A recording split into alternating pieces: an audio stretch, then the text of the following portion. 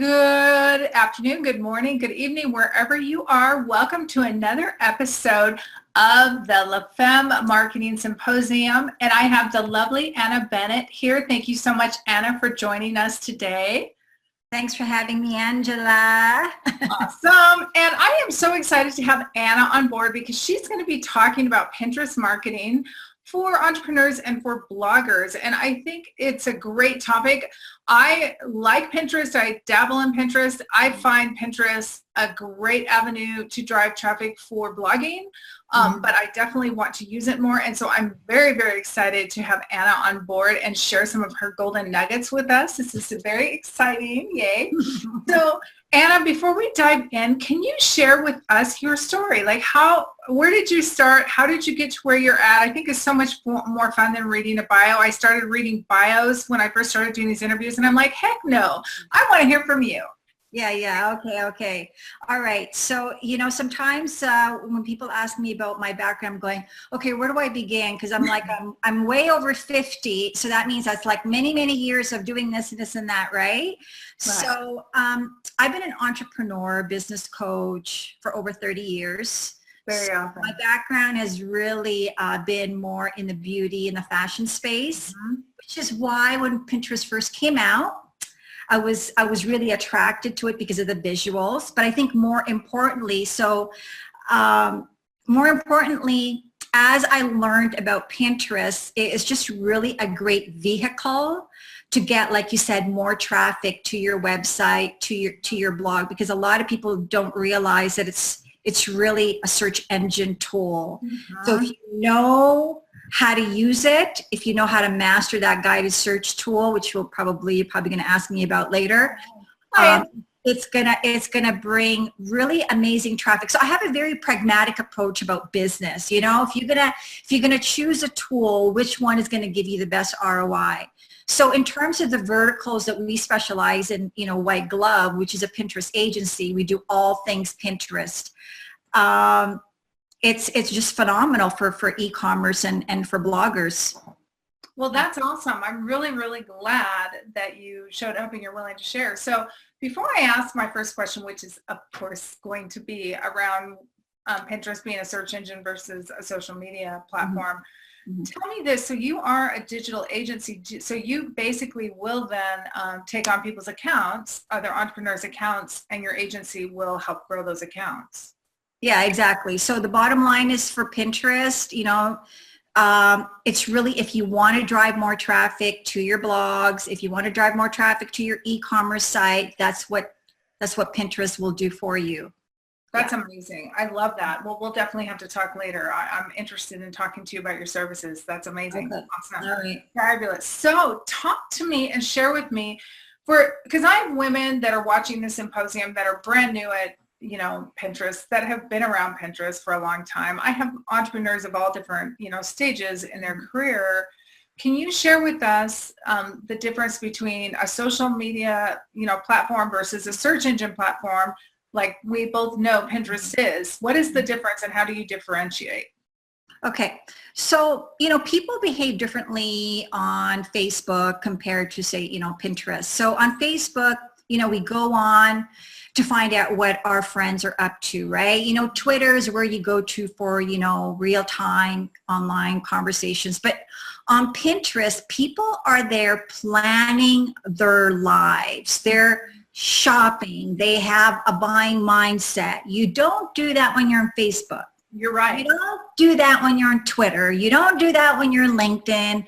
So this is, that's really a huge difference. And one of the reasons why Pinterest, I think, is so important for e-commerce and for bloggers. And Pinterest is really a search engine, very much like Google.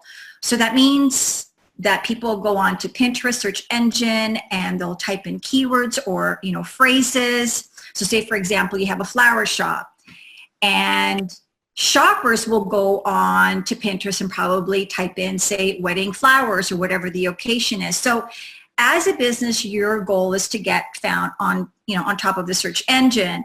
So if you want to get found on top of the search engine, obviously you really have to know how to use the guided search tool and apply SEO tactics right. in look about 6 different places on your Pinterest page, including, you know, your website and your blog.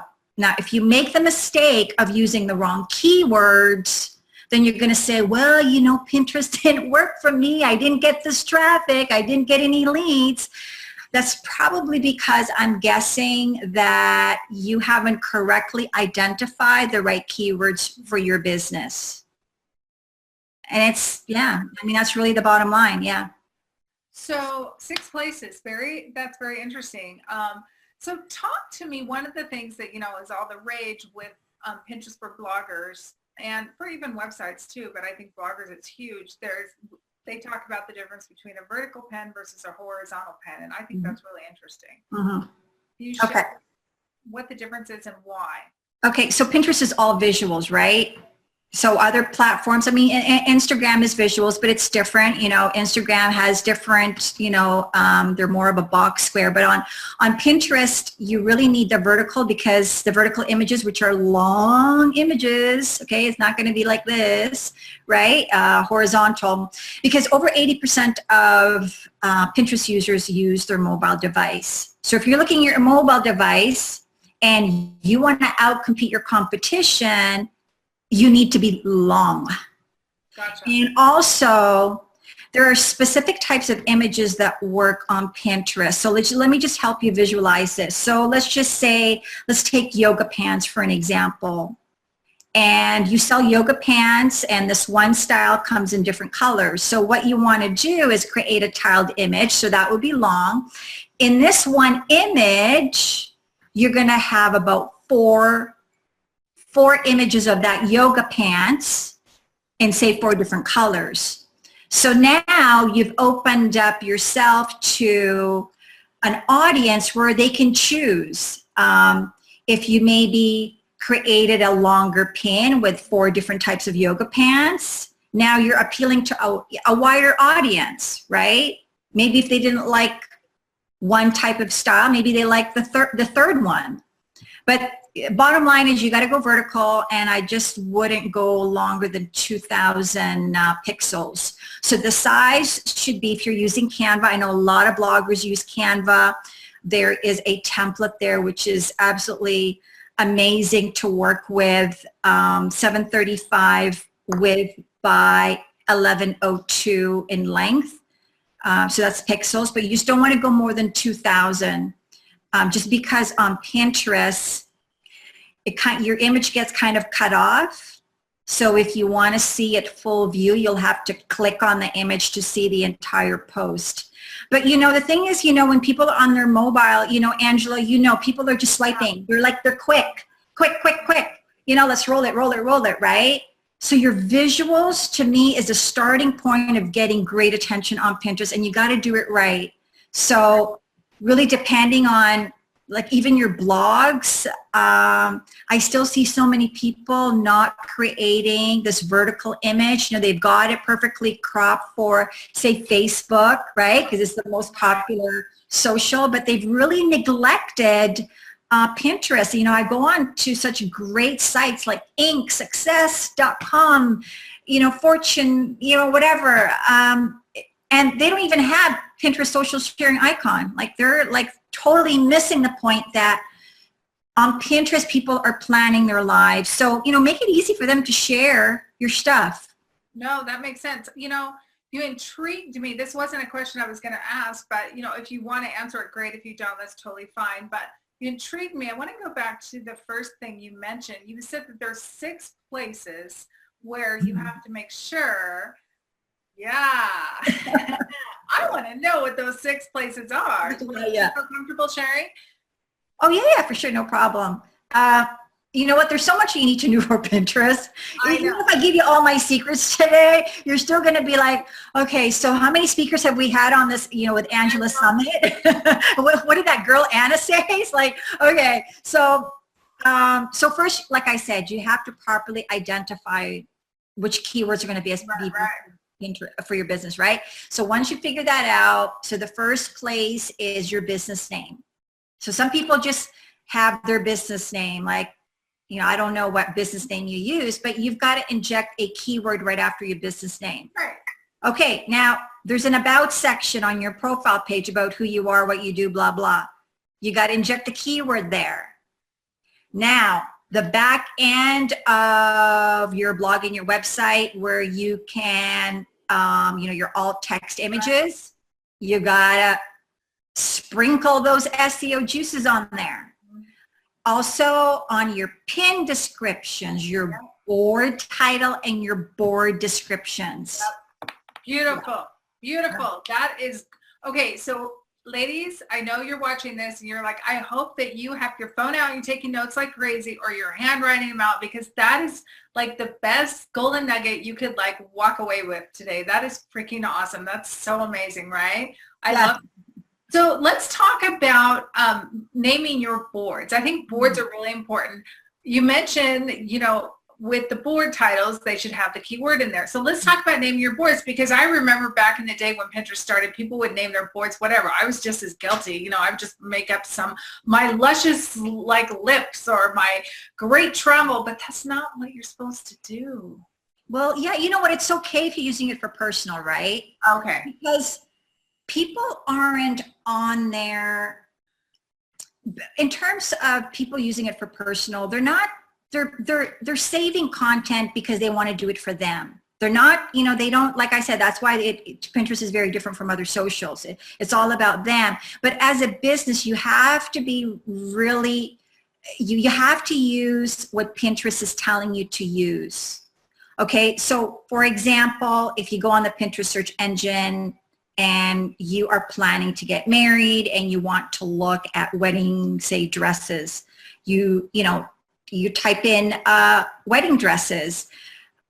And then Pinterest will show you keywords, which is like a bunch of words underneath that search engine. That's called the guided search tool. So Pinterest will reveal to you what people are searching for right now. So leverage that information. So if Pinterest tells you to type in wedding dresses, like it shows wedding dresses, then call it wedding dresses. Right. Don't call it flowing gowns. Right. Pretty in pink gown. You know what I mean? Yeah. That's okay for personal. But not. But on Pinterest, you have to be more direct. Right. Yeah. So how many boards should someone in business have? Like, what is the bare minimum do you recommend? Well, first, it's all about providing great content, right? I mean, you can have so many boards, just, people just creating boards, but not really having a plan.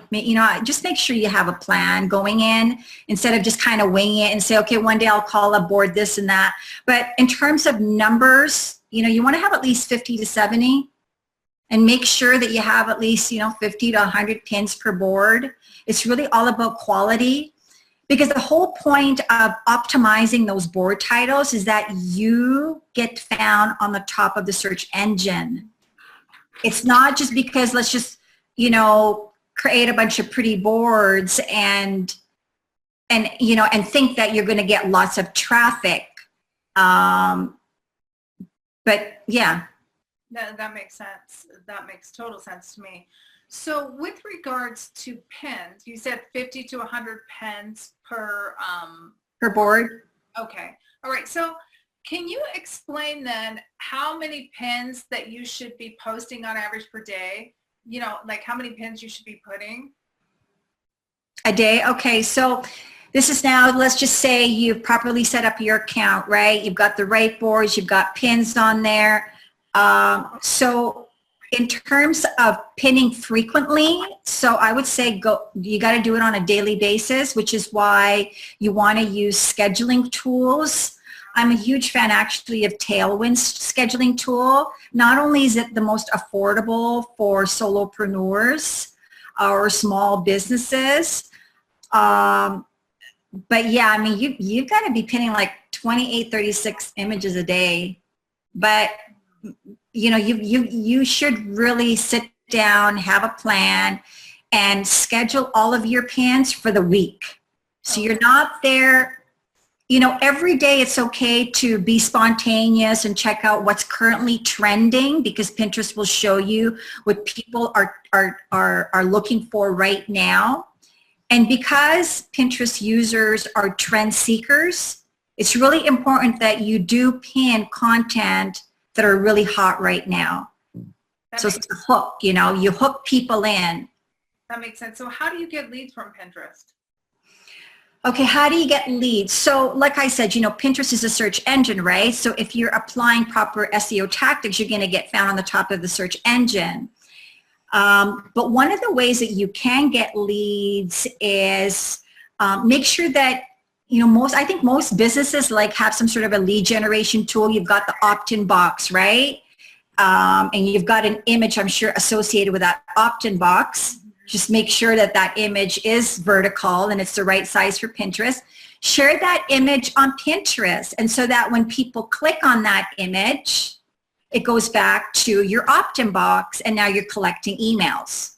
So another way to get leads is, well, you know, let's talk about organically, like I said. So if you apply the right, you know, SEO tactics, obviously you're going to rank high on, you know, Pinterest search results, and that's going to increase the amount of click-throughs that you're going to get to your website. But also you can boost your pins. So that's with promoted pins, just like Facebook ads, there's Pinterest ads. That's the quickest way to get a lead. Because if you have a business where there's a lot of competition, I bet you right now there's going to be millions of pins that you're competing with. And if you're all competing for the same keywords, what are the chances of you getting found if you're just starting? So consider buying ads. And now here's the thing that I want people to think about. You know, should I just buy ads? Forget about going it organically. Forget about pinning other people's content. Forget about, you know, creating boards and stuff. Why don't I just, you know, buy an ad so that I get found? What a lot of people don't realize is that Pinterest will only show about 8% of promoted pins content on the home feed, which is where you're searching for ideas. So So you still need to grow your account organically, and organic is free. Right. But just remember, it's only 8% that Pinterest is not gonna keep showing you just all ads, right? So when you manage someone's account, do you do a mix of ads and organic? Oh yeah. Mm-hmm. Okay. Yeah. You know, I mean, the ones that can afford to buy ads, yeah. Yeah, well, I guess that. So what does an ad cost on Pinterest? Well, it all depends. It all depends, but usually starting bid's going to be $2 per click. Okay. So if you're going to buy ads, you can pay for different types of engagement. To make the long story short, I'm not going to get into it. We can go whole just on ads. Is just pay for clicks. And your bidding start should be at least $2. That makes total sense. Well, yeah, just like I know, like with Facebook, when you run a Facebook ad, a webinar, to get someone to come to your webinar, you're looking anywhere from $3 to $11, you know, just for an opt-in, right? So yeah, I mean, Facebook is going to cost you more because obviously, you know, there's billions of people on there, right? You know, we've only got more than 175 million users on Pinterest. So, yeah. So how do you get new followers on Pinterest then, organically, besides obviously using the paid approach? Okay, so let's just say, for example, you've already mastered Pinterest SEO, right? You know the keywords to use. So now really it's about providing great content that is relevant to your audience, which is why I'm a big believer in having a niche. Like specialize in something. Don't be everything to everybody. And in that way, you can just create content that is really more specialized, right? And group boards. So I don't know if you've heard of them, but group boards, I actually have a group board that I started a few months ago, and there's people that pin on it like crazy. I think I have over 3,000 pins on it now. Just, you know, people pin. Yeah, well, because you have to manage your board. So you got to do some rules. So what you want to do is join group boards that have thousands of followers. You know, that's that makes it really easy for people who are beginning to just grow their followers. They just opened up an account. They realize they should be on Pinterest. You know, join group boards. They kind of, you know, they kind of work like Facebook group boards. I mean, not boards, like Facebook group, I mean. Right. Where you can join and share your content, but really be careful that, you know, you're not spamming and, you know, pinning same images over and over, just pushing your own content. You want to mix it up by sharing your own content and others. That makes sense. So that's one of the ways to get more exposure, because now you're getting exposed to new people that have never discovered you yet through all these other people. You know, it's like joining a club, right? That's, you know, social club. You know, you go on there, you know, talk about, you have common interests, and now people are a little bit more curious about who you are. And so that's one of the ways that you can get leads from Pinterest. That makes sense. So if there was one thing that our viewers could walk away with today and implement, you know, so say they got done watching this interview between you and I, and they're like, okay, Anna shares so much incredible content. I mean, so many golden nuggets, but what is the one thing that they could easily go implement today that would make a difference in their Pinterest account? And okay, I'm going to totally challenge people. 100% of the time, people get their keywords wrong. 100% of the time. When I am doing audits, when I am coaching businesses, when we're just taking over a Pinterest account, 100% of the time, people are not using the correct keywords. So go to the guided search tool, type in what you think people may be using to look for your products or services. Okay, just kind of guess.